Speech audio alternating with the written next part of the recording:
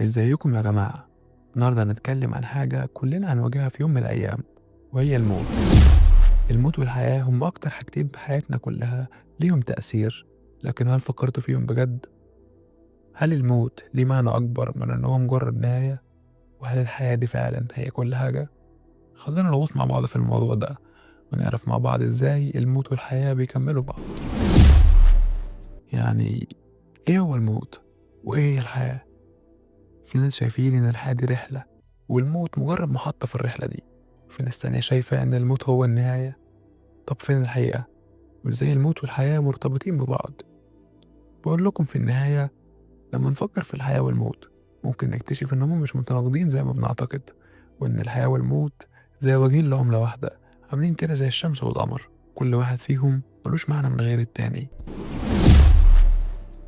احنا في الحياة دي بنتحرك وبنمشي وبنتعلم وبنحب وكمان بنخسر، وكل ده في الآخر بيوصلنا لنقطة النهاية. هل الموت هو نهاية الرحلة ولا هو بداية لرحلة ثانية؟ في كتير من الثقافات بيشوفوا الموت مش كنهاية لكنه كبداية، زي الطيور اللي بتهاجر لما بيحين وقتها، هي كده بتنتقل من مكان لمكان بس مش بتروح في العدم.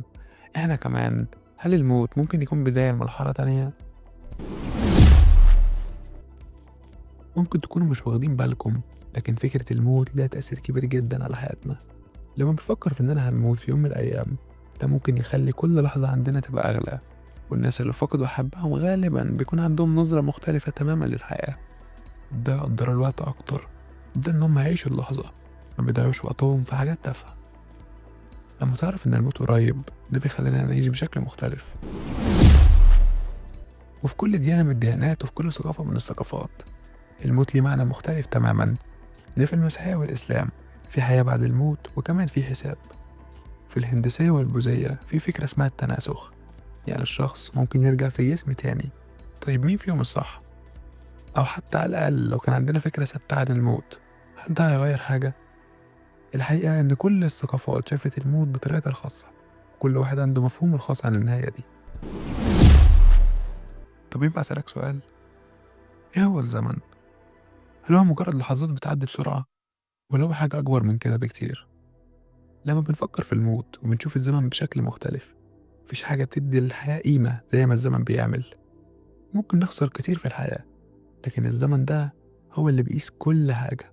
لو عمرنا كان محدود يبقى لازم نعيش الحياة صح، نحب بجد ونحقق حاجات مهمة وليها لازمة. وغالبا السؤال الأهم بالحلقة، هل الموت ممكن يكون مصدر إلهام؟ ممكن نعيش في حياة أفضل عشان نعرف إننا في الآخر هنموت؟ يمكن الموت هو اللي بيخلينا نعيش أكتر، وهو اللي بيخلينا نغتنم الفرص ونتحدى مخاوفنا، وكمان نعيش الحياة بشكل كامل. يعني لما نعرف إن النهاية قريبة، ده ممكن يخلينا نعيش كل لحظة وكأنها الأخيرة. يمكن الموت يبقى دافع إننا نعيش حياة أكتر سعادة.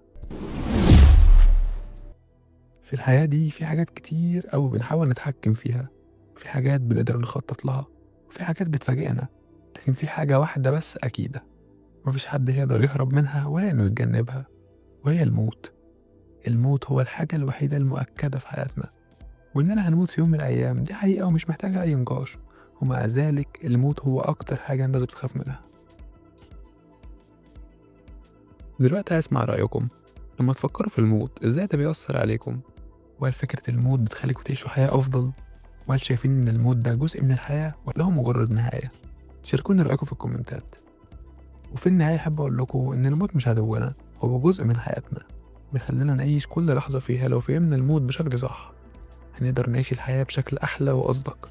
إحنا مش هنعرف إيه اللي بيحصل بعد الموت، لكن المهم إننا نعيش الحياة صح ونخليها مليانة بالحب والمعاني.